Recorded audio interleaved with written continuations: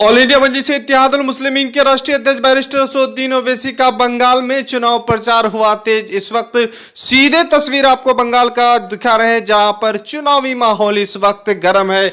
मजलिस इत्तेहादुल मुस्लिमीन के राष्ट्रीय अध्यक्ष बैरिस्टर असदुद्दीन ओवैसी का वहां पर हेलीकॉप्टर के द्वारा चुनाव प्रचार शुरू हो चुका है। हालांकि आखिरी चरणों में मजलिस इत्तेहादुल मुस्लिमीन जो वहां पर प्रत्याशी उतारा है, इस वक्त 7 विधानसभा चुनाव में अपने उम्मीदवार उतारा है और साथ ही साथ मजलिस के राष्ट्रीय अध्यक्ष बैरिस्टर असदुद्दीन ओवैसी सहित पूरे एमआईएम के स्टार प्रचारक अब चुनाव प्रचार में लगे हैं।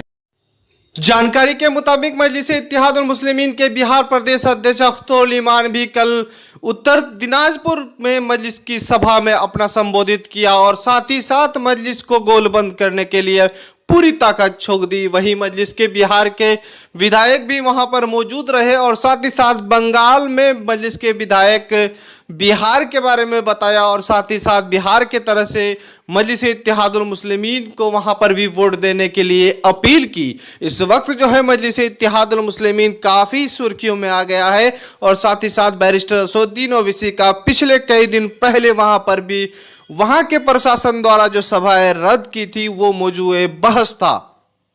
लेकिन कल उत्तर दिनाजपुर में मजलिस के राष्ट्रीय अध्यक्ष बैरिस्टर असदुद्दीन ओवैसी का जोरदार स्वागत हुआ। हेलीपैड को देखने के लिए हजारों के वीर वहां पर इकट्ठा हुई और साथ ही साथ ऐसा लग रहा है कि मजलिस के राष्ट्रीय अध्यक्ष बैरिस्टर असदुद्दीन ओवैसी साहब इस वीर को देखकर गदगद हो चुके हैं। ममता बनर्जी, आप भूल चुके हैं कि अब हम डरने वाले नहीं हैं, वो जमाना जा चुका है। मेरे भी ख्वाब हैं, उस ख्वाब को पूरा करना और आपका और मेरा मकसद है इंशाअल्लाह। ममता बनर्जी कहती है कि मैं शेरनी हूं, तो सुनो ममता बनर्जी, असदुद्दीन का नाम दीन का शेर है, मेरा नाम भी शेर का है। शेर शेरनी का खेल अगर खेलना है तुम तैयार हैं। आप कोई भारत की रानी नहीं है, मोदी कोई भारत का राजा नहीं है कि ममता बनर्जी के खिलाफ बोले तो पैसे ले लिए, मोदी के खिलाफ बोले तो ये एंटी नेशनल है, जिहादी है। ये कौन सी सियासत आप लोग चला रहे हैं? मेरे अजीज दोस्तों और बुजुर्गों, मेरी आपसे गुजारिश है कि आप मुफक्किर इस्लाम को अपने वोट देकर इनको कामयाब करिए। और यहां पर जो बीजेपी के कैंडिडेट हैं, ये राइस मिल ओनर है। आप बताइए ऐसा आदमी क्या खिदमत करेगा आपकी? ये तो पूरा चावल लिखा के अपने घर में रख लेगा, पूरा गरीब को परेशान कर देगा।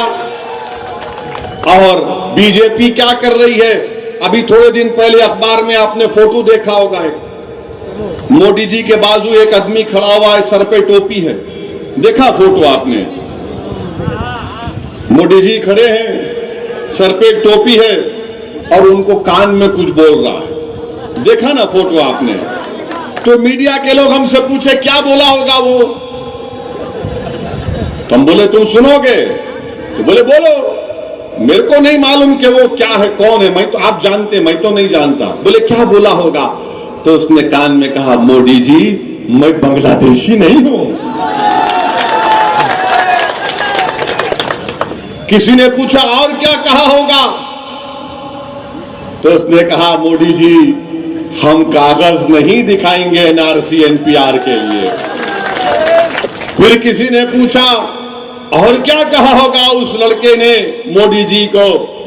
तो उसने कहा, मोदी जी हम ट्रिपल तलाक के कानून को नहीं मानते। फिर किसी ने पूछा और क्या कहा? तो उस शख्स ने कहा हो सकता है कि मोदी जी मेरी तरह की टोपी कब पहनेंगे आप? फिर किसने पूछा और क्या कहा? तो उसने कहा, मोदी जी मैं तो सर पे टोपी पहना हूं, कम से कम आप तो देश की जनता पर टोपी मत पहनाओ, बहुत पहना चुके। बीजेपी हर मैदान में नाकाम साबित हो चुकी है। ममता बनर्जी कांग्रेस और बाम की वजह से बंगाल में बीजेपी आई है। मेरी आपसे गुजारिश है, मेरी आपसे इल्तिजा है, मैं आपको सच्चाई बयान कर रहा हूं। ये रात बड़ी लंबी रहने वाली है, ये रात बड़ी लंबी रहने वाली है। इसलिए जरूरी है कि इस अंधेरी और तूफानी रात में आपको एक रोशनी की जरूरत है, और वो रोशनी मजलिस इत्तेहादुल मुस्लिमीन आपके रूप में है। आप इसको जमात को मजबूत करिए। बिहार में अख्तरुल ईमान साहब हैं, हमने वहां पर 5 MLA हमारे जीत कर आए। वो सीमांचल की सरजमीन जो भारत की सबसे पसमानदा सरजमीन है, वहां पर अख्तरुल ईमान की क़ियादत में 5 MLA जीत कर आए। और जब ये 5 जीते तो लोग बोल रहे थे 5 जीते क्या करेंगे, बिहार में तो 280 है ना अख्तर भाई MLA, 280 के करीब है, मगर 5 जब जीते तो नीतीश कुमार की नाक में दम करके रख दिया। नीतीश कुमार मजलिस के मेले को देखते ही परेशान हो जाता है। इसी तरह अगर मुफक्किर इस्लाम यहां से कामयाब होगा तो जब वो बंगाल की असेंबली में जाएगा तो इतिहार की जनता की आवाज बनेगा, गरीब मजलूमों की आवाज बनेगा, दलित, मुसलमान और आदिवासी तमाम गरीबों की आवाज बनकर उनके हक के लिए, उनके इंसाफ के लिए लड़ेगा। मजलिस इत्तेहादुल मुस्लिमीन आपके साथ है मेरे अजीज दोस्तों और बुजुर्गों। एक और बात मैं आपको बताना चाहता हूं कि एक मजदूर हमारा भाई हैदराबाद में, उसका इंतकाल हो गया था, जिसका नाम अमीन शेख था, 24 साल का। उसकी 2 बेटियां थीं। उसके खानदान वालों ने हमसे राब्ता किया, कांटेक्ट किया और कहा कि उसकी लाश को वापस भिजाना चाहिए। तो हमारे मुख्तदिर बाबा कॉरपोरेटर हन्नान साहब ने एम्बुलेंस के जरिए सुरजापुर में उसकी डेड बॉडी को हैदराबाद से भिजाया। मेरे अजीज दोस्तों और बुजुर्गों, हम कोई एहसान नहीं किए, ये हमारा कमिटमेंट है कि हम आपके साथ में हैं और आपके साथ खड़े रहेंगे। हमारा एक और महबूब आलम हमारा पार्टी का मेंबर है। महबूब आलम को टीएमसी के लोग डरा रहे हैं। मैं टीएमसी के गुंडों से कहना चाह रहा हूं, तुम अब नहीं डरा सकते हमको। असदुद्दीन ओवैसी अपने काज के लिए, इस मुल्क के संविधान के लिए अपनी जान को कुर्बान करने के लिए तैयार है। हम अपनी जान कुर्बान करेंगे। और सुनो ममता बनर्जी, अपने गुंडों को समझा दो, जान लेना तुम्हारे हाथ में नहीं है। मेरे दुनिया में आने का एक वक्त है और मेरे दुनिया से जाने का भी एक टाइम है। ना मैं टाइम से पहले जाऊंगा ना टाइम के बाद जाऊंगा। और सुनो टीएमसी के गुंडों जो हमारे पार्टी के मेंबर्स को डरा रहे हैं, तुम अब हमको नहीं डरा सकोगे। अगर तुम गुंडागर्दी करोगे तो याद रखो तुमको इसमें बहुत बड़ी नाकामी साबित होगी। मेरे अजीज दोस्तों और बुजुर्गों, हम इस दुनिया में एक ही बार जीने के लिए आए हैं। बार बार कोई नहीं मरता।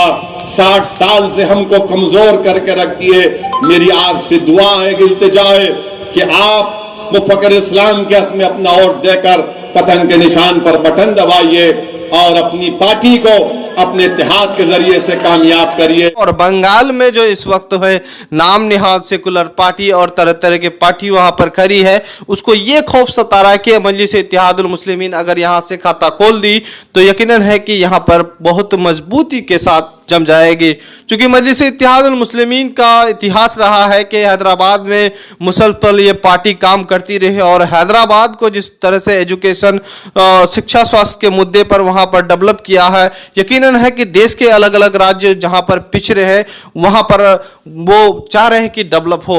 और पहली दफा जब मजलिस इत्तेहादुल मुस्लिमीन के राष्ट्रीय अध्यक्ष बैरिस्टर असदुद्दीन ओवैसी का पिछले दफा दौरा हुआ और बंगाल के मुर्शिदाबाद में उन्होंने सभा किया और उस सभा के दौरान ममता दीदी की सरकार के नाकामियों को उन्होंने उजागर किया और लोगों को आईना दिखाया कि मजलिस के ये राष्ट्रीय अध्यक्ष ने कि यहाँ पर किस तरह से डेवलप किया है। और जो आम लोग नहीं जानते हैं ऐसे मुद्दे को, सरकारी रिपोर्टों को लोगों के सामने पेश किया, उनके मैनिफेस्टो को बताया कि ममता दीदी की सरकार यहाँ पर किस तरह से नाकाम रही है। और मजलिस के आने के बाद से ही वहाँ पर लोगों के अंदर सियासी बेदारी भी शुरू हो गया है।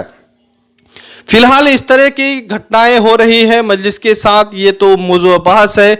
मजलिस इत्तेहादुल मुस्लिमीन के राष्ट्रीय अध्यक्ष असदुद्दीन ओवैसी साहब अपने जिम्मेदारों से बैठक कर वहां की रणनीति फिर से तैयार कर रही है और साथ ही साथ उनका ये कहना है कि मजलिस को जिस तरह से यहाँ पर मजबूत होने से रोक रहा है और साथ ही साथ अपनी बातों को बताने से अवाम के बीच रोक रहा है, ऐसा लग रहा है यहाँ के अवाम सब जान रही है और ख़ासतौर पर बंगाल के लोगों को ये सोचने पर मजबूर कर दिया है कि मजलिस इत्तेहादुल मुस्लिमीन को आखिर क्यों टारगेट किया जा रहा है।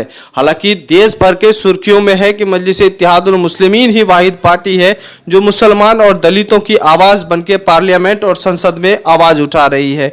देश के हर मसले को लेकर बारीकी के साथ रखता है, चाहे वो कश्मीर मुद्दे में हो या किसी मुस्लिम और माइनॉरिटी दलित के मुद्दे में है, वो अपने बात रखती है। बेहतर सुझाव सरकार को देने में वो कभी पीछे नहीं हटा है। इसी वजह से मजलिस के राष्ट्रीय अध्यक्ष बैरिस्टर असदुद्दीन ओवैसी साहब बंगाल की राजनीति में कूदे हैं। बंगाल के उन विधानसभा में अपने प्रत्याशी उतारे हैं जहां पर मुसलमानों को और दलितों को काफी वंचित रखा गया है। वहां पर तरक्की के नाम पर, विकास के नाम पर कुछ नहीं हुआ है।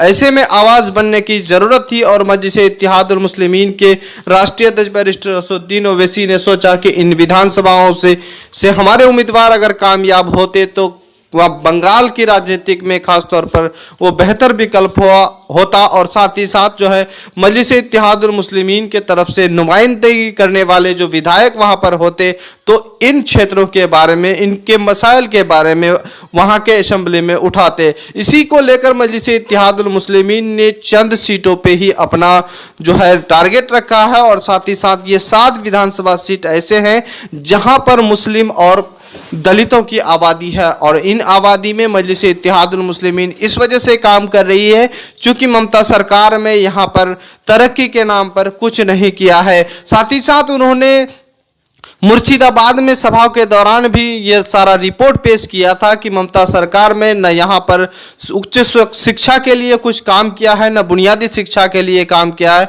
न यहाँ पर स्वास्थ्य और रोजगार के लिए कुछ किया है, हर महाज में फेल साबित हुआ है। इस वजह से मजलिस इत्तेहादुल मुस्लिमीन को इन विधानसभाओं से अपने उम्मीदवारों को कामयाब करती है। यकीनन है कि विधानसभा में भी मजलिस इत्तेहादुल मुस्लिमीन